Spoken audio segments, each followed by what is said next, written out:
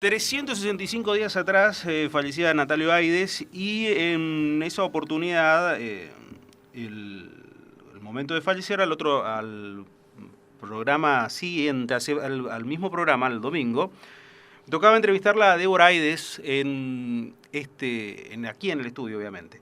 En esta oportunidad, al cumplirse un año de la muerte de Natalio, quien nos acompaña es Erika Aides. Buen día. ¿Cómo le va? ¿Cómo está, señora? Digo señora porque en realidad antes de venir para acá pensaba cómo encarar la nota y un poco pensaba y recordaba principalmente a Natalio que decía las chicas ya están grandes. Es cierto que a una mujer no se le dice nunca que está grande ni no, pero de esa visibilidad o de esa palabra, decir chicas ya están grandes y hoy conducen los destinos de la empresa. Correcto. Bueno. Y en el pensar y el devenir decir qué ocurre o cómo encarar la nota, porque el viernes ya la entrevistamos a Erika, el viernes habló Débora a la tarde, decía, bueno, está bien, quizás todo la parte de los años, de infancia, de todo, ya se comentó. Ahora, ¿qué pasó en este año? ¿Qué pasó, Erika, a partir de este año, cuando ocurrió ese suceso trágico del fallecimiento de tu papá? ¿Qué pasó en este año? Y nos fuimos reacomodando. Estábamos desarmados y nos armamos, básicamente. Obviamente todos nos sentimos muy mal, nos angustiamos y bueno, y después, con el lema de él de siempre levantarse, nos empezamos a levantar y a pensar en cómo reconstruirnos, digamos. Y con la ayuda de todos ustedes, todo el equipo completo, y lo logramos hacer y por eso lo recordamos y yo particularmente trato de recordarlo con alegría y con la fuerza esa que él siempre tenía y de esa manera trato de vivir su ausencia, digamos. Y bueno, y creo que pusimos toda nuestra creatividad como para reformularnos, digamos. Y así hacer algunos cambios, respetando siempre lo que es Sudamericana, ¿no? ¿Dónde o en qué te pega más la ausencia? Hoy laboralmente. O sea, me pega no tenerlo acá en el estudio todos los días. ¿Por qué? Porque yo hasta pocos días, digamos, antes de que él se vaya, trabajaba del otro lado, digamos, de la parte administrativa, ¿no? Y después decidí venirme más para el tema periodístico, producción, y ahí es donde me hubiera gustado compartir más tiempo, más allá de que me hubiera matado con él. pero me hubiera gustado compartir eso, verlo en acción como más desde adentro, ¿no? Siempre lo vi desde otro lugar. Siempre cuando va llegando una fecha, siempre cuento que, o mejor dicho, digo que hay ciertas cosas que te movilizan interiormente, hasta en forma inconsciente. Forma inconsciente porque uno no se da cuenta, o no lo planifica, o no lo planea, o no lo medita, sino que te ocurre.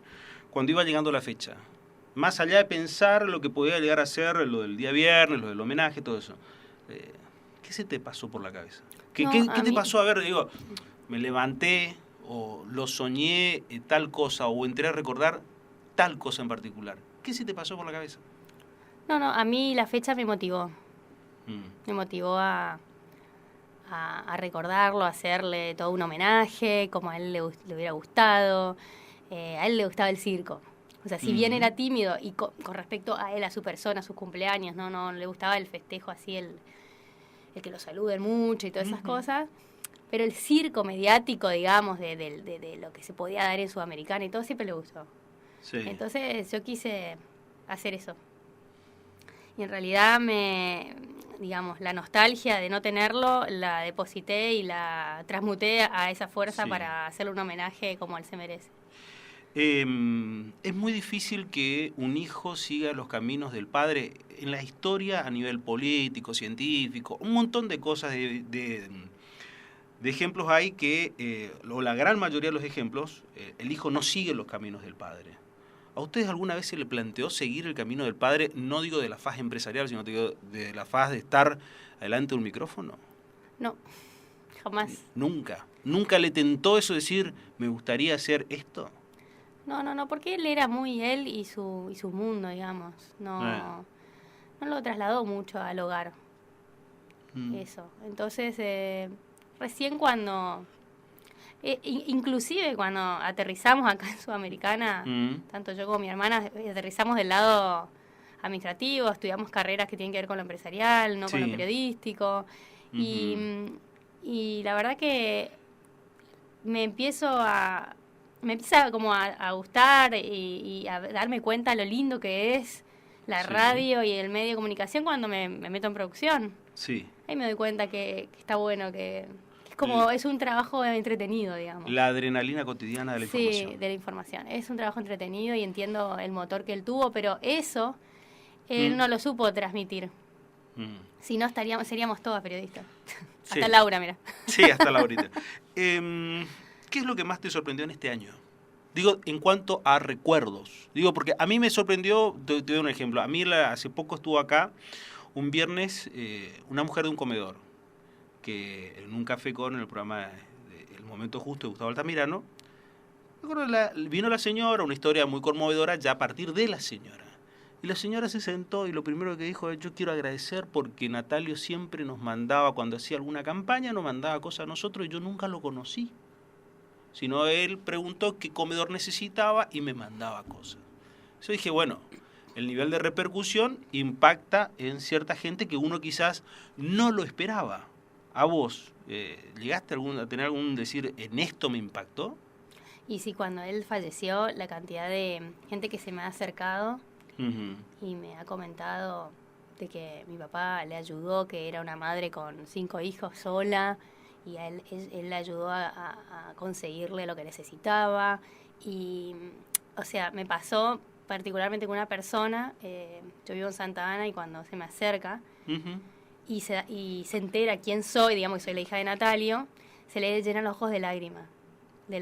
Y me cuenta su historia, y me cuenta que mi papá la ayudó cuando ella no tenía nada, y estaba con 5 hijos, y no tenía ni para darles de comer. Él le dio una mano para que pueda salir adelante. Entonces, imagínate el impacto, ¿no? De una historia, calculo miles, porque creo que era el espíritu de él, del espíritu de ayuda, y este medio también, que si lo usás para para darle beneficios a la gente, creo que podés hacer y mucho.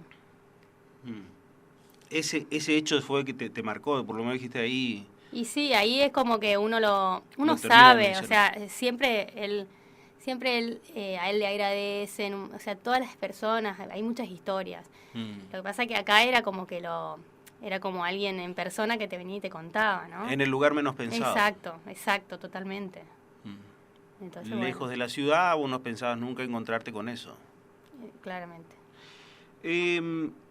A mí me llamaba mucho la atención cuando la entrevistaba un año atrás a tu hermana y me planteaba con gran dolor la ausencia de tu madre, marcando también lo que significaba para lo que es Natalio Aides. Decía, no se podía más o menos contextualizar lo que era Natalio sin Cristina. ¿Vos lo ves igual? ¿Cómo ves? Sí, totalmente. Ella era... Es como que ellos tuvieron un vínculo en el cual él sentía que no podía respirar sin ella. O sea, como que ella estaba incondicionalmente, él sabía que se caía tranquilo hacia atrás, que ella lo levantaba. Y bueno, nosotros siempre supimos que era así. Entonces, en realidad ella siempre estuvo bien de salud, el que siempre tuvo problemas de salud fue él. Sí.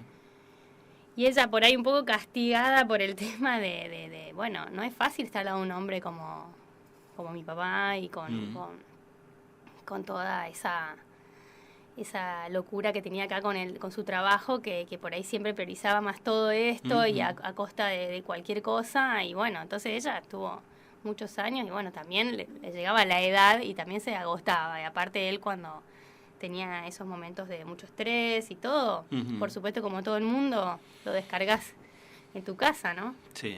Y bueno, y ella era su sostén en todo. Y por supuesto que sabíamos que el desenlace era no había otro. Lo que pasa es que nunca nos imaginamos que ella se iba a ir antes que él. Realmente eso fue impactante para nosotros, ni lo esperábamos. Todo se precipitó demasiado rápido. Todo fue una locura. 2015 fue una locura desde fin del 2014.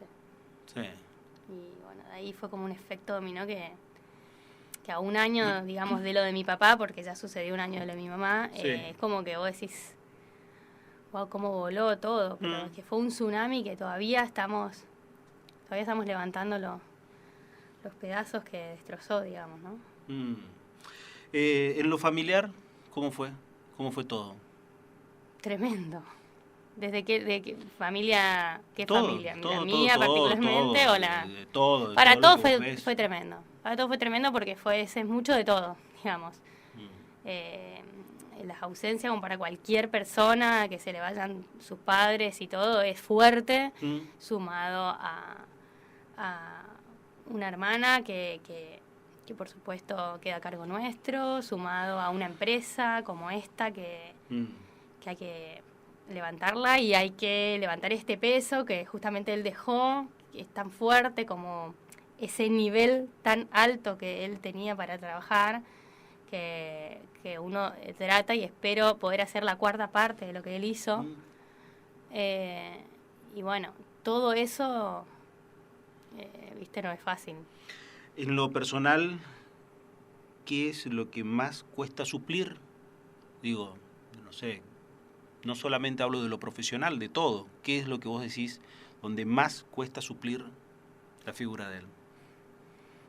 Para vos digo, no te estoy hablando de empresaria, te estoy hablando de Erika Aides.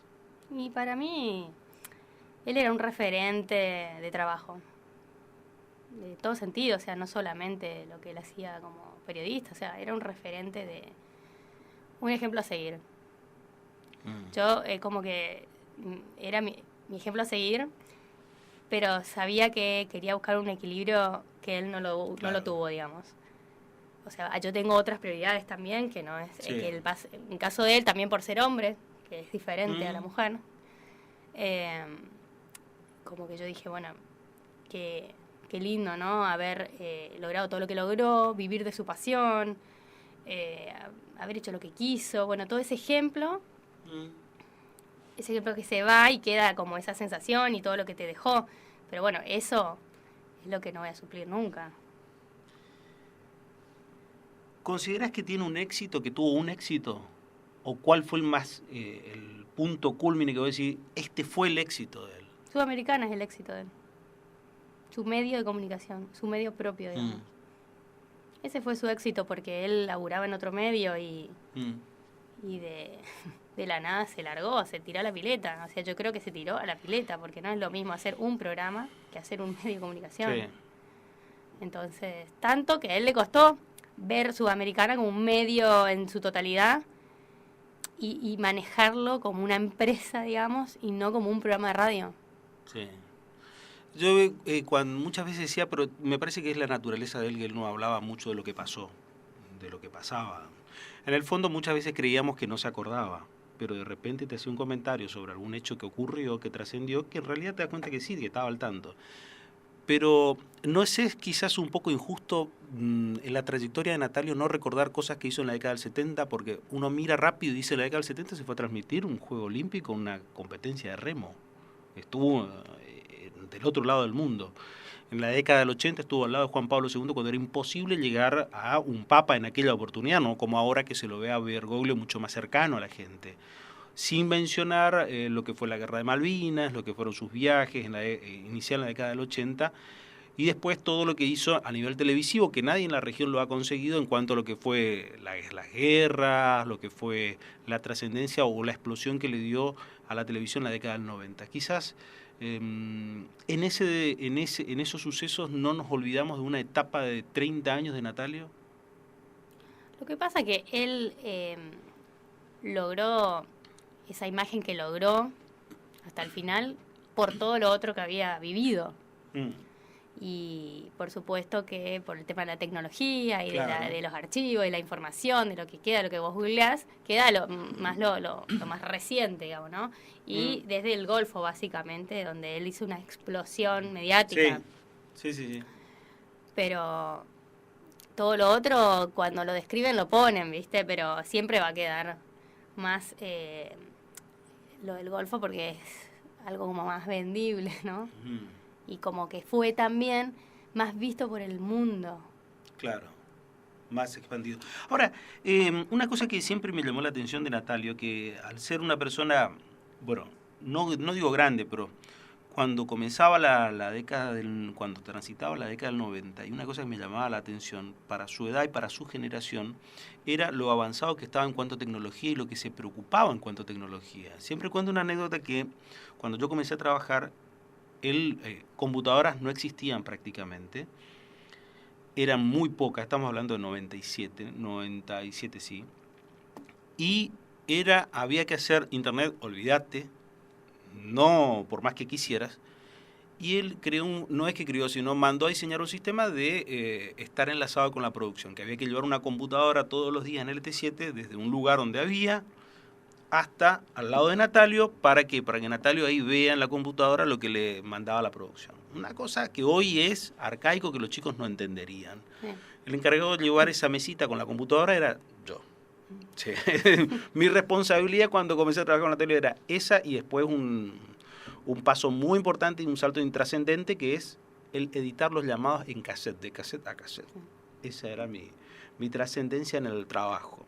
Pero lo que siempre pensaba era, él, con la edad que tenía, le interesaba mucho, pero le interesaba mucho ahí nada más, le interesaba en todo el día, le preocupaba y ver las nuevas formas de comunicarse, porque acá también cuando llegó era famosa una frase que decía: el que no tiene internet no existe, otro de entrar a joder con el tema de las redes sociales, todo eso. ¿Era así también inquieto en la casa? Sí, totalmente. Él era en la casa lo que era acá, lo mismo. Y lo que pasa es que él ha viajado mucho. Entonces, y ha ido a exposiciones y todo, de radios y todo, donde de ahí se da cuenta las tendencias.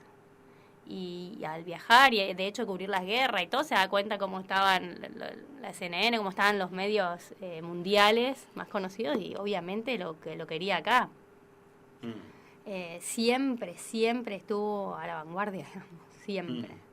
Y así era, y así pidió en la casa, así la primera que salió el celular, el ladrillo lo tuvo, o sea, Sí. o sea, eso, la tecnología aparte le gustaba la tecnología. Entonces siempre quería lo último de lo último y no quedarse atrás. Y en eso, en esas cosas que también me llamaban la atención y todavía me siguen llamando la atención, en los medios de comunicación de Corrientes, que prácticamente no tienen todavía muchos la visión cosmopolita, esto es, la visión del más allá, del no pensar solamente en Corrientes, en la República Argentina, sino intentar llamar al otro lado del mundo, preocuparse por lo que ocurre en el otro lado del mundo. Eso también lo vivía todo permanentemente, así en forma tan intensa. Digo, porque muchas veces acá en la radio parecía, ¿a quién le va a interesar hoy lo que ocurre en Estados Unidos y llamarlo Emilio Viano? Supongamos. Ese es uno de los tantos ejemplos de que yo recuerdo, digo, a quién escuchaba y decía, ¿a quién le va a interesar eso? Y escuchaba y miraba que los otros medios no lo hacían. Lo que pasa es que él estaba situado en Corrientes, digamos, ¿no? Sí. Pero nunca fue un límite el lugar donde él estaba. O sea, siempre se fue, o sea, era mundial para él, fue al exterior, o sea, siempre hacía las notas, aparte de las notas que le gustaban, ¿viste? Las notas de la guerra era, sí o sí las seguía, sí o sí hacían llamadas, y nunca se quedó con el nordeste nomás, o sea, siempre le gustó... Con la comarca. Claro, siempre le gustó trascender, salir de acá, no tenía un techo, o sea, realmente, no sé, porque no se limitaba a él. Él veía la noticia, algo le interesaba, lo sacaba, por eso fue todo un tema, porque cuando se liberan los teléfonos, en su momento también el tema del costo del teléfono, claro, de la llamada y todo, sí. Era toda una historia, pero bueno, él decía, sí. Yo quiero hacer una producción de todo tipo, no local solamente, o acá, Buenos Aires, nunca fue un límite donde estaba ubicado. No fue una barrera para él. Jamás. Sí, me quedaba pensando en eso que tiene que ver con las barreras y con lo que él se preocupaba hacia el exterior y recordaba unas cuantas cosas que habían pasado, de trascendencia de llamar, de comunicar y de preocuparse, como transmitir, por ejemplo, debates presidenciales de Estados Unidos, preocupado en eso, o en discusiones sobre Estados Unidos, o llamar 2 o 3 veces a alguien para que explique qué es lo que funciona del otro lado, que en realidad eso es muchas veces lo que es más recordado de él. Porque a él, yo pienso, primero porque a él le gustaba. Sí. Primero porque a él le interesaba. Y entonces también era dar la posibilidad a la gente de acá Sí. que tenga que sepa qué está pasando del otro lado, que no tiene la posibilidad jamás por ahí de viajar, que conozca cómo se piensa en otro lugar. Y me parece que pasa por ese lado, digamos. Y a él lo que a él le gustaba, porque él estaba con su tema de lo que tuvo la ACV y lo sacó 20 veces a su médico. Ah, sí, claro. Al doctor siciliano. Sí, tenía como esas cosas tipo Moria Kazan, ¿viste? Que hacía catarse en la radio. Sí, también. Bueno, y él era así. O sea, le interesaba algo y capaz que no era muy vendible o capaz que a su audiencia no le iba a interesar tanto, pero como a él le gustaba, él lo hacía. Él era más un intuitivo, él iba por lo que a él le interesaba. Lo que a él le llamaba la atención.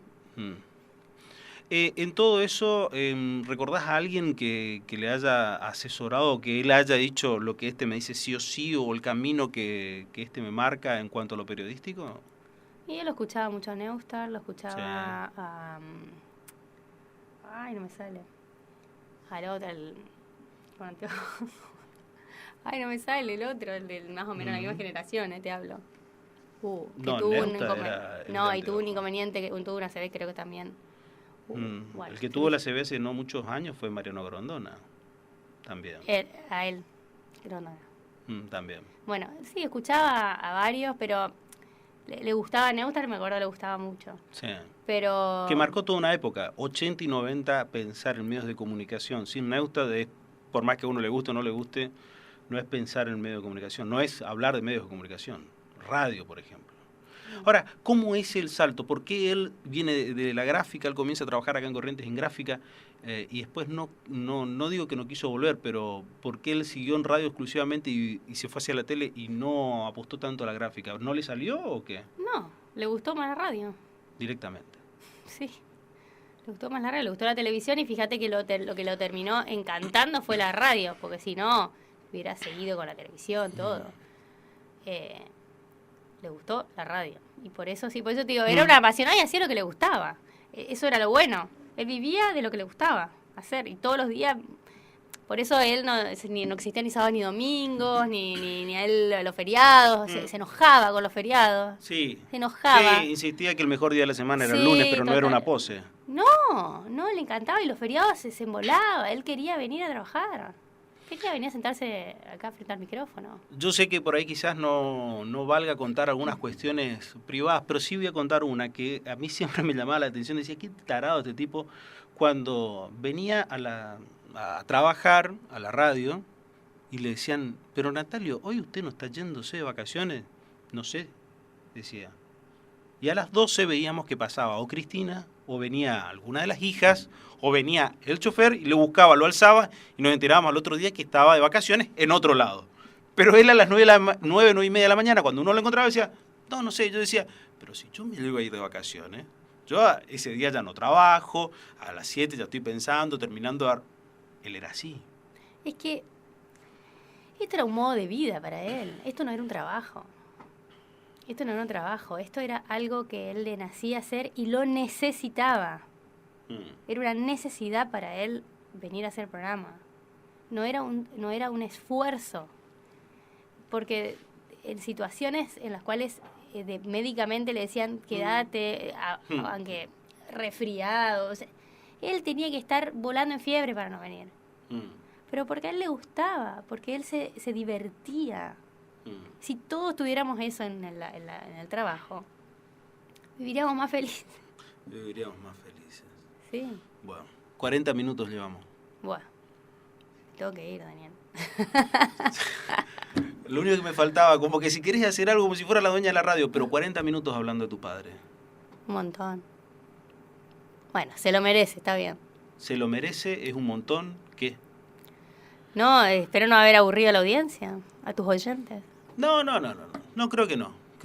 Pero a lo que voy también es pensar en cuando uno entra a recordar la figura de él, es la cantidad de cosas que a uno le impactan porque va recordando hechos que consciente o inconscientemente uno lo recordaba. Yo el viernes decía, yo no sé si cuándo fue la primera vez que lo conocí, o cuando lo escuchaba por la radio. En hechos que parecían trascendentes, como decía hoy la Avenida del Papa. Y la Avenida del Papa la transmitió él. Y en casa no había radio, solamente se seguía la radio. Era más o menos así la vida, pero como vos me decís, la verdad que sí, que evidentemente es solamente un apasionado. ¿Elegirías una vida como la de él? No, hay que encontrar un equilibrio en la vida. Y él no tenía un equilibrio. ¿Le cuestionás algo? No, lo acepté así como era. ¿Lo llegaste a aceptar así? Sí, totalmente. Él era, ¿cómo se dice? Inimputable. ¿Siempre lo viste así? Sí. No, siempre no, pero en un momento era inimputable. ¿Le reprochaste algo grande así, como hija? Cuando era más chica, capaz. Pero mi mamá se encargó de cubrir bastante su lugar. Realmente es para sacarse el sombrero porque lo cubrió y mucho. Sería la abogada del diablo. Es verdad. Sí, totalmente. Ella es la que se encargaba de tapar todas las huellas de lo de Natalia. Sí, pero lo hizo bien porque dejó una buena imagen paterna. Y después quedó el ídolo, ¿viste? Y después el inimputable. El inimputable. Totalmente. ¿La pasaste bien? Sí, bárbaro. Bueno, esa era la idea, porque es mi jefa, de mal que mal, de última. Si le hago pasar mal, las consecuencias las sufro yo. ¿No te interesa hacer micrófono? ¿No te interesa hablar? ¿Nunca te picó el bichito para decir me gustaría hacer tal cosa? No, por ahora no. El por ahora quiere decir que lo estás pensando, lo dudaste. No estoy pensando, no. La verdad que no, porque me parece que tampoco puede hablar cualquiera, tampoco es, o sea, hay que dar un poco de contenido a la audiencia. No es así nomás. No cualquiera hace radio, o por lo menos no cualquiera hace un buen programa de radio. Yo creo que en realidad no. Yo creo que mucha gente hace radio en forma irresponsable, pero la hace. Recuerdo que cuando el nivel de exigencias de Natalio era superior, muy superior, cuando uno comenzaba ya décadas atrás, mucho tiempo atrás. Ahora ya con la cantidad de la accesibilidad, mucha gente hace radio en forma inimputable. Pero bueno, no importa, depende de cada uno también, de lo que cada uno considere. Gracias por venir, señorita. Gracias por la invitación. Por favor, usted se lo merece. Erika Aydes con nosotros.